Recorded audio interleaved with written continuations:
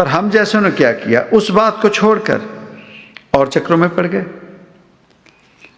तो जिन्हें वो बात समझ आ गई थी उन्होंने यही कहा कि सत्संग किया करो। उसके बाद दोबारा वो थोड़ी गए वहां। अगर मिडल ईस्ट में गए,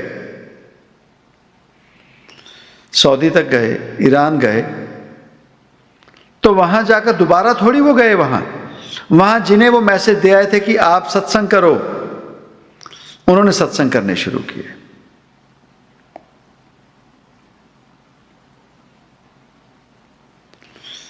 जहां हमारे में कट्टरता आ गई,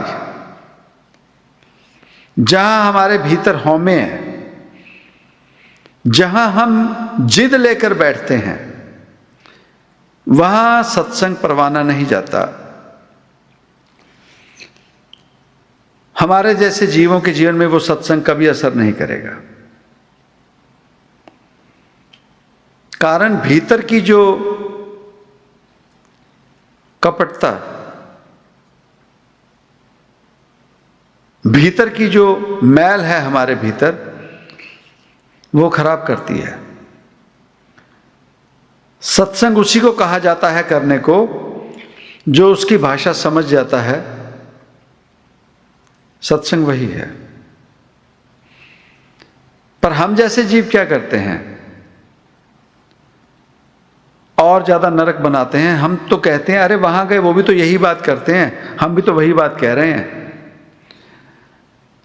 पर उसमें फर्क क्या होता है? एक जीव दूसरे जीव के लिए संदेशा देता है, तीसरे व्यक्ति को। किसी को कहा कि यह जीव, एक जीव ने दूसरे जीव को कहा कि ऐसे करना। हमने वो तीसरा जीव है, कोई रामलाल है, सोहनलाल को मिले, सोहनलाल ऐसे करना, वो रामलाल है ना, उसको कहना उसे कोई काम दिया था, काम पूरा करके हमें बताए। भाव कि उसे जो भी कोई लिखने के लिए, कोई रंगने के लिए कोई भी काम दिया, तो संदेशा भेजा कि उसे कहना, सोहनलाल जाके रामलाल को कहना कि जब वो काम पूरा हो जाए, पूरा होने के बाद हमें बताना, काम करके बताना। अब सोहनलाल की रामलाल से बनती नहीं है। अब सोहनलाल को वही मैसेज दिया गया और वह सोहनलाल के जाके रामलाल को क्या कहता है, उन्होंने संदेशा भेजा है तू ये करके बताना। उन्होंने कहा कि उसे कहना कि ये काम करके बताए। अब हम जैसे जाके कहते हैं, उन्होंने कहा ये काम करके बताना। बात वही है, मतलब बदल गया? बात वही है। यही हमारे जीवन में होता है। सत्संग सुनते हैं, बात वही करते हैं, पर हमारे कहने में वही बात, यार ये काम करके बताना ना, ये काम करके बताना। यह है फर्क। अगर रब को मिलना है तो पहले उन्हें मिलो जो उस रब से मिल चुके हैं, ताजो वो उस रब का सच्चा मार्ग हमें बता सके कि वहां रब ऐसे मिलता है। गुरु गोविंद दो खड़े, काका लागू पाए। कबीर साहब सत्संग, बलिहारी गुरु आपने जिन गोविंद दियो बताए, मैं सिर्फ गुरु हूं, तुझे बता सकता हूं वो रब है। चाहे वहां जाके उस रब को पाले।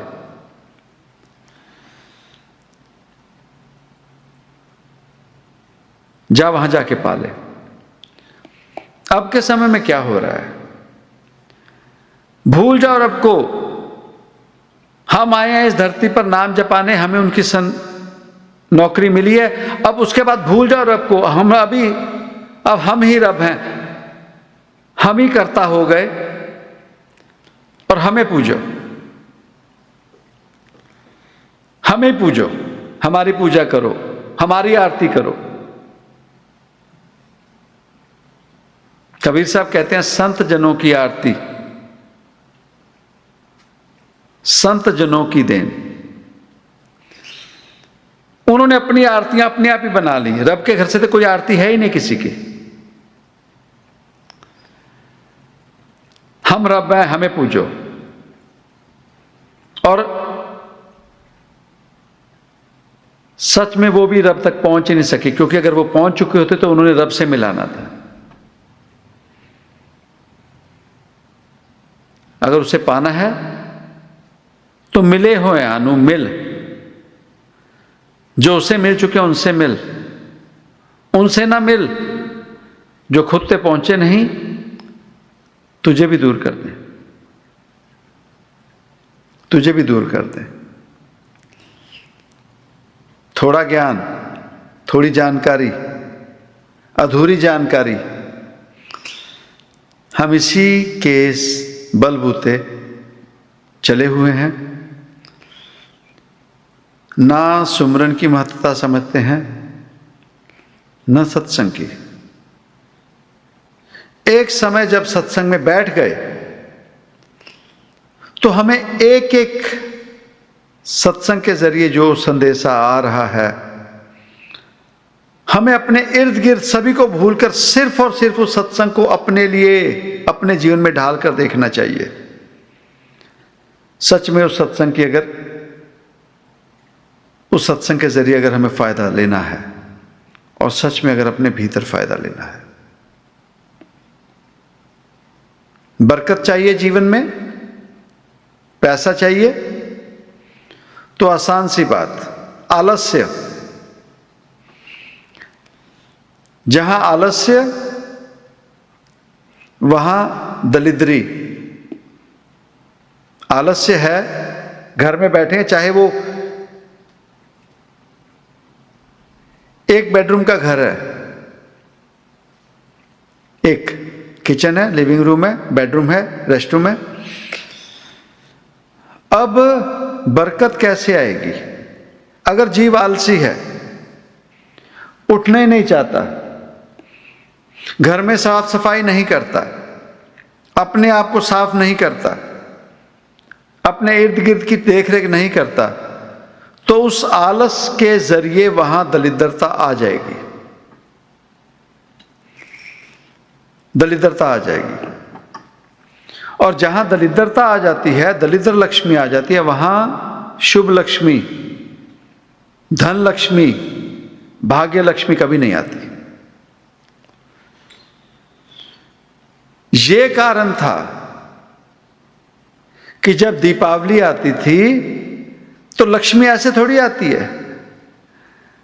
क्या होता था कि घर की सफाई उस बहाने हो जाती थी, तो उस दौरान हम अपना आलस्य छोड़ते थे और वो घरों में जो जाले लगे होते थे, उस घर में जो गंदगी होती थी, वो जगह जो हमने साफ नहीं की होती थी, उसे साफ करते हमारे में से आलस निकल जाता था और उस साफ सफाई से वो दलिद्रता हमारे घर की बाहर निकलती थी, गंदगी बाहर निकलती थी। तो वो जो दलिद्रता है, जिसे हम दलिद्र लक्ष्मी कहते हैं, जब वो गई तो उसके बाद भाग्य लक्ष्मी, धन लक्ष्मी, ये उसके बाद घर में आएगी। बात सिर्फ इतनी थी।